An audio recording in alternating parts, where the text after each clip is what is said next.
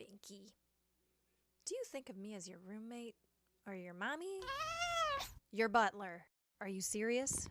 Where did you even learn that word? Have you been watching Downtown Abbey? Downton Abbey. Thanks, Binky. Welcome to episode 4 of 6 Degrees of Cats, a podcast about how cats have shaped our past, present, and future. We meet again. Now, you may not know this about me, but I, Captain Kitty, am one of those rare and unique people who love traveling. And of course, in my travels, I make a lot of friends. Cat friends. Last year, I was hired for a job that took me to Kosovo. Kosovo is in Eastern Europe. It's bordered by Macedonia, Albania, and Montenegro. The famous Balkan mountain range is among its most notable landscape features. A close second? The accursed mountain.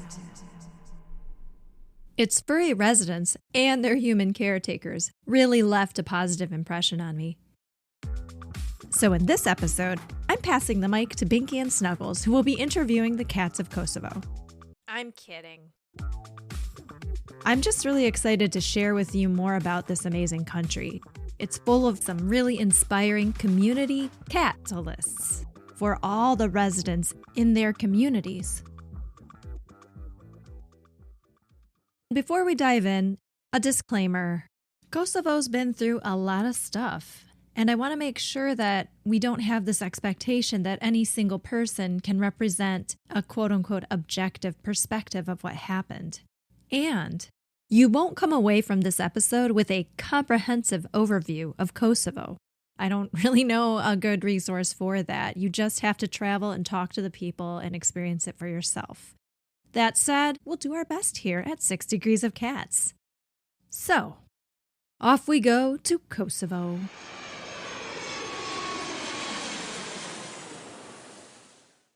Of course, I had heard of Kosovo before. I knew it was near the Balkans and that it's one of the few Muslim-majority nations in Europe. But beyond that, didn't have a lot of information.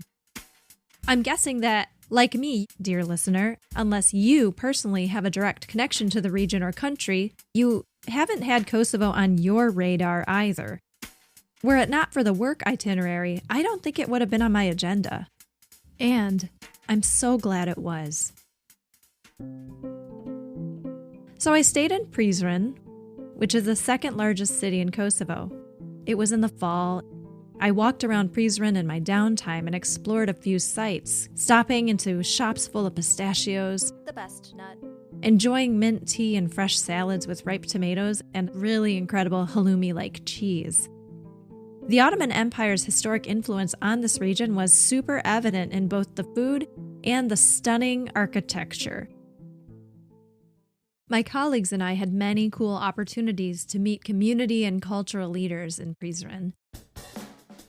I hung out with the only female producer of raki, which is a special local brandy, at Sirush, her bar and shop. We were also allowed to see a private showing of punk and anarchist zines by a curator of political texts that were published and produced in Kosovo. There were two things about my time in Prizren that compelled me to bring us to Kosovo. The first was just how darn welcoming and extremely knowledgeable and conversant the folks that we spoke to were. And the second, the animals on the street. For all North Americans here, let me clarify. The animals on the street I'm talking about aren't rats or trash pandas. Raccoons. I'm talking about cats and dogs. I've traveled to other cities in Europe and Asia where feral animals shared the streets and community spaces with humans. But there was something different about the street animals in Kosovo. While dining al fresco, a family of kittens played at my feet, and the staff were totally indifferent to their presence. The cats were, well, some variation of tabby.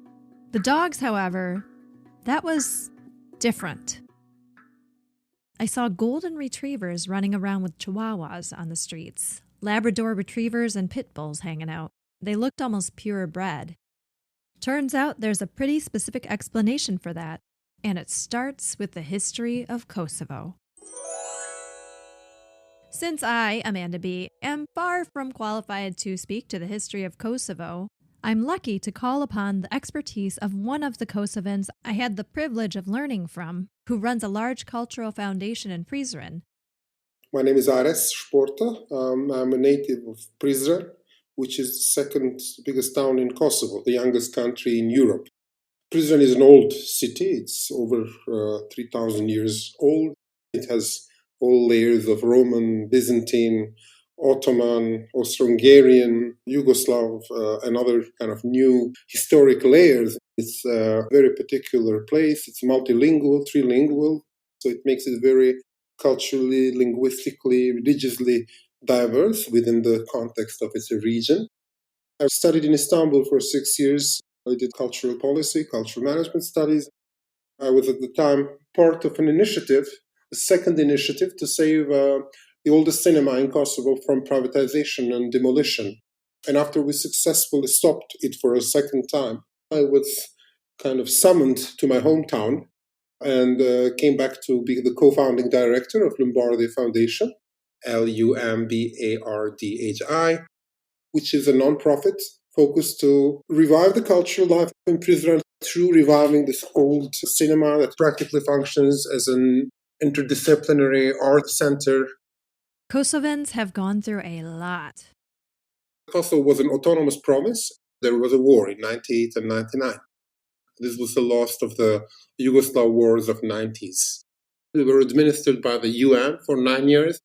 In 2008, I was 17 when the Independence Declaration and the Constitution and the flag and the hymn were approved.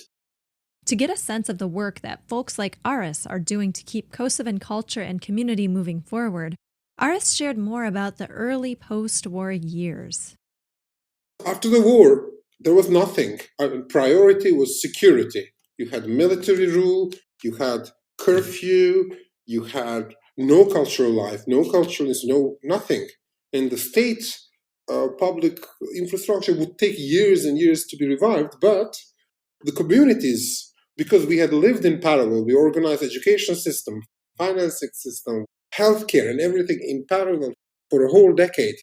We organized a parallel cultural life, an alternative culture, while being war-torn, poor, and kind of technically underdeveloped in terms of the kind of services it provides to its citizens. There is a sense of duty that one has, or at least I have, in relation to what can be built. Not because we believe in nation states. Kosovo is a multi-ethnic state. It's not based on one ethnicity. It's just a matter of the state building process is our way of trying to influence what kind of society we will be and what kind of care and what kind of services we will provide. So all of these weaknesses, loopholes, and then flexibilities to me seem like an excellent opportunity to craft our own model somehow to the best of our ability and capacity. And the Lumbardhi Theatre is one such example of a new kind of model, one that includes all of its citizens. Lumbardhi was a space for all kinds of others, or those who have been othered. Also, it's a kind of the first safe space for the queer community in Prizren. People are really recently starting to recognize some very basic human facts. And these spaces include non-human others. In our cinema, in our garden, we created a safe space for the local community of our cat neighbors and dog neighbors. I could definitely pick up on that when I was in the theater myself. It was such an open and welcoming space.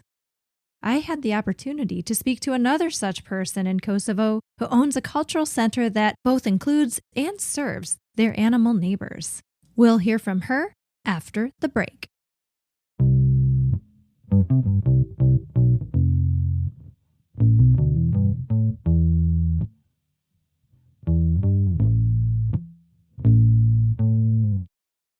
When the war started, a lot of people that had, especially dogs, they had to flee their homes and then they would have to let go their animals as well, their cats and their dogs. And I remember those first weeks seeing all of these beautiful dogs very confused in the city, not understanding what was happening because they were not used to live outside of their gardens and homes. That was a filmmaker friend of Ares. My name is Kaltrina Krasniqi. I'm a film director from Kosovo. I've been making films since I was 18. I've set up several organizations in my life, starting with a cafe bookshop Ditenat, then Vera Films, a small film company which is focused mostly in supporting young and brave voices in cinema. I'm also one of the founding members of Oral History Kosovo, which is a platform where voices of people from different paths of life are recorded using oral history methodology. Kaltrina helped me understand more about those dogs I saw running around. When we came back from the war, a lot of the animals had also been killed. But those that survived, now you see different kinds of dogs in the streets, golden retrievers and pit bulls, or I don't know, different kinds of breeds. And like Ares, Kaltrina noticed that these cats and dogs on the street were themselves evidence of the seismic shifts that Kosovo was experiencing post-war. Mostly because it has to do quite a lot with some very dramatic social and political shifts. This country has been through war and through bombardment, repression, and also through particular political systems which really didn't encourage people to have big homes or big gardens. However, after the war, this started to change radically because also the lifestyle of people started to change and animals became a topic in our society. Kaltrina's business, Ditnat, is one example of how some cultural organizers are informed by and include animals as their neighbors. In 2009, I started on an MA program in media and communications. There was like this international institute where you could do that here in Kosovo at that period. And then there I met this friend, Baton, who had already opened a small bookshop in the center of the city, but he was thinking of expanding it. And my partner and I, Gent, we were also thinking of joining forces with somebody to establish a platform where we could promote film, music, but also our favorite books. So we joined Baton in his venture of opening Ditenat Bookshop. Very fast, this place became one of the most popular cafes in town. We would have 2 to 3 events a week. It was very friendly for people who love coffee and for people who love books, and especially those who love to read good translations in English. What was very interesting was that we had a very small garden, and a small little cat started visiting, a stray cat. And my partner Gens really fell in love with this cat. He named her Chef, which in Albanian means boss. She became our bookshop cat. She was ginger and very friendly. It's no coincidence that this cafe and bookshop is animal friendly. In fact, it's by design. We started with our bookshop to do that, to feed all the dogs of our neighborhood. And then in the beginning, that was not seen as a nice thing because people would be concerned that there would be like large groups of dogs coming in front of their houses and threatening them, their safety and stuff like that. But then they realized that actually by developing that relationship with the stray animals, our neighborhood became actually safer. So our neighbors now, they feed the cats and the dogs of our neighborhood and are friendly to them. And it's nice to see that shift, something that was not the case in the past. However, we still have a very big issue that we're trying to deal in municipality level regarding stray dogs and also stray cats, especially during the winter time. Winters can be very harsh here, and that really makes the life of stray animals quite difficult. Here in the United States, according to one statistic, 1.5 million domesticated animals in shelters are euthanized annually. Unfortunately, this is the primary solution across the world that most systems use to, quote-unquote, humanely control animal populations. For a while, it was the only solution available in Kosovo. But there have been several nice activist groups that have been dealing with animal rights. Kaltrina put me in touch with the leader of one such group. I'm Elza Ramadani. I'm from Kosovo. I live in Pristina. I had this big passion and idea to help the animals in my country because after I finished my law studies, I just saw that something is missing. I saw many animals on the street and we just wanted to find a sustainable solution for animal protection and also animal rights. We wanted to make that topic famous, if I may say so, in Kosovo and kind of start talking about it. We saw that no one is doing that. The foundation is called the Animal Rights Foundation in Kosovo in English, or ARF. ARF. I forgot to ask Elza if that was intentional. In April, actually, in 2018, we started to register this organization. It's a non-governmental organization in Kosovo. We kind of wanted to start talking about laws, ethics, and how the state and institutions actually are dealing with animal rights and animal welfare in general. Starting from the main problem we saw on the streets every day, stray dogs and stray cats. People just dumped the animals on the street when they were sick or when they were old or just because they got enough of them. So in this way, many stray animals also reproduced on the street without any control from the municipalities or the state itself. And yeah, we have now a very difficult situation with stray dogs.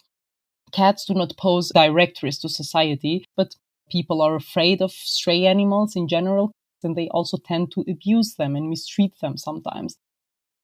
Elza and her team are focused on sustainable and humane solutions on behalf of Kosovo's animal citizens. We really worked so hard to understand the main root causes of the stray animal situation in Kosovo. We saw that the lack of proper laws and regulation was the main issue, but also the proper and constant and consistent enforcement of those legal dispositions that we had in Kosovo. Earlier, Ares shared the human side of the post-war setting in Kosovo. In parallel, for animals. After the war, it was difficult to provide security also for the food of people in general. And if we talk about companion animals, they didn't care at that time because it was also not so feasible to do that. But of course, 10 years after that or 15 years after that, we kind of can criticize the institutions of not doing more. Just recently, we asked the municipalities what they did actually since 2008 up to now. We saw that in 2009 and 2010, 2013, they actually started to give out tenders, paid projects to some veterinarians to shelter some dogs, to register some dogs or cats. They were referring to companion animals, which are dogs and cats. But we never saw such shelters. No one cared about those projects. And I think because the state back then was also quite corrupted, as we know, and it was a chaos after war. I must say that in 2009 and 2010, nothing was done correctly from my perspective and what we as an organization saw in those documents. We never saw what really happened, and we never got a report or photos or the actual place of the shelter that they were referring to. We still deal as a country with basic stuff, if I may say so. It's really hard sometimes, but of course we really need to stick to it. As a first organization dealing with animal rights in Kosovo, we really need to set a good example and motivate others to do more in partnership with other organizations, not just in Kosovo, but also abroad. And Elza and the team have already had some wins. One of our biggest achievements up to now is also for pushing the state to draft and approve a very big and important national strategy for the humane and sustainable control and management of the dog population in general, and also one sub-legal act for registering companion animals, cats and dogs. This is the first time that the state undertook something with a great amount of money to deal with the situation humanely and sustainably. So we're really, really happy that this happened. We advocated for this 2 or 3 years because we wanted to convince the institutions that only with a strategic approach, with a sustainable mindset, we can solve the situation. Otherwise, If we just think that we build shelters and kill animals, we just won't solve the issue like that. Thanks in no small part to ARF's efforts, as recently as November 2022. As a country, to register, identify with a microchip all the dogs as companion animals, as pets, so that if they get abandoned or lost, we will have an address of the family that takes care for the animals. This is a big achievement, and the European Union also and the states around us are asking for Kosovo and the Balkans to actually start something like that. So animals are more protected, their well-being, and we know who is abandoning them. They can also be fined. Finally, something is starting to move, but this is just the beginning. And for kitties. They tend to survive better than dogs in many aspects, but then they also need care, veterinary care, and getting registered, sterilized maybe in some of the stray cats that we have around. We will also consider to make pressure to register cats and to take care more about cats because they're really left behind with so many aspects. So finger crossed about that. From where I broadcast, our version of ARF, the American Society for the Prevention of Cruelty to Animals, or the ASPCA, has been around since 1863, which is 1776 minus mental math. 1860. 87 years after the Declaration of Independence was signed. In comparison, Kosovo's Declaration of Independence was in 2008, so go ARF.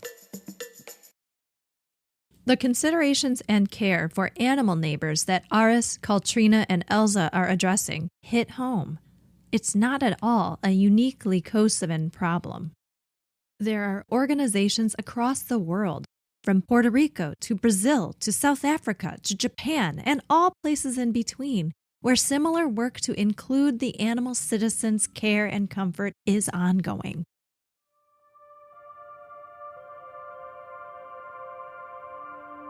We've called ourselves pet parents, owners, stewards, guardians. These animals are part of our community. They're our neighbors. And they're equally entitled to share space safely and comfortably with us. It's not zero-sum. Animals, even though they look differently, even though they cannot speak to us and cannot think as us, they are just the same. They have joy, they can experience anger and jealousy and can be sad and depressed. So it's really important to consider them as our same species. We're not so different, We're animals too. If we can create relationships with people, we can definitely create relationships with animals. You learn quite a lot, and mostly about resilience, friendship, and sustainability. There is an increasing number of people taking care of cats and dogs. I don't separate them much. They are part of our everyday life, very much part of our ecosystem. I think we always tell to ourselves as human beings that we are the most important and the supreme intellectuals of this universe and planet. As Homo sapiens, we really need to know better, right? To care more about the other creatures in our habitat. But Amanda, you might say, Or I might say, a lot of dialogue in here. There are obvious reasons we prioritize human needs over non-human needs. From a human-centric perspective, the sole perspective we can really empathize with, there's no question. Human suffering trumps all. But I don't think it's either or. We all stand to enormously benefit if humanity takes on a different, species-expansive perspective. We see that we don't have a peaceful mindset and a peaceful society if we treat animals in a wrong way. If we don't care about animals in general and their welfare and their health, we are risking ourselves. It's the same with the planet and the environment. We see that with the climate crisis around the world. If we don't care about our environment and our animals as part of this planet and ecosystem, then we will be destroyed by it. The next time someone asks you why you care so much about cats or animals when there's so much human suffering in the world, remind them that we haven't really made a lot of progress with that kind of mindset. It's impossible to create a new and better world if we don't include up front our non-human neighbors with whom we share this unique planet. Or not so Are we the unique. only ones? Is there a cat planet? To be discussed in a future episode. But hold up. We're not leaving this planet just yet. In fact, we'll be staying in Europe and heading to the snowy hinterlands of Norway, among other places. Why? Find out in the next episode. I want to thank the incredible speakers from Kosovo, including Ares Shporta, Kaltrina Krasniqi, Elza Ramadani. While the opinions are mine, the research and hard work is their own. If you'd like more about Kosovo, my guests, and to follow the inspiring work that ARF is doing over there, or if you'd like to pay me to fly out and interview all the cat people in Kosovo, please check out the show notes for all the links and references. And as always, thanks to my production team. That would be me, Captain Kitty, and my bosun Binky and Skipper Snuggles. Thanks again, folks. I appreciate you. We're all in this together, both on the Earth and in this universe. Everything is connected. 6 Degrees of Cats is produced, written, edited, and hosted by yours truly, Captain Kitty, aka Amanda B. Please subscribe to our mailing list by visiting tinyurl.com/6degreesofcats or find us on all those social media platforms. And for my paid subscribers, you'll have access to the extra audio with more deep dives by our experts. This and all episodes are dedicated to the misunderstood, the marginalized, the resilient, and the weird. And, of course, all the cats we've loved and lost.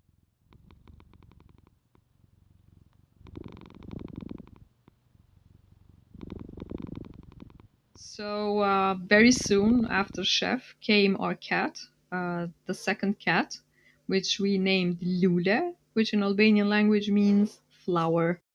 She is still with us for 9 years now. She is very quiet, very independent, very friendly, but also she's one of those cats that really, wants to be left alone if she's not in the mood. And people that frequent our bookshop cafe are used to it and respect her space because from the beginning she kind of had her own style on how she's going to deal with the fact that she's living in a busy public space.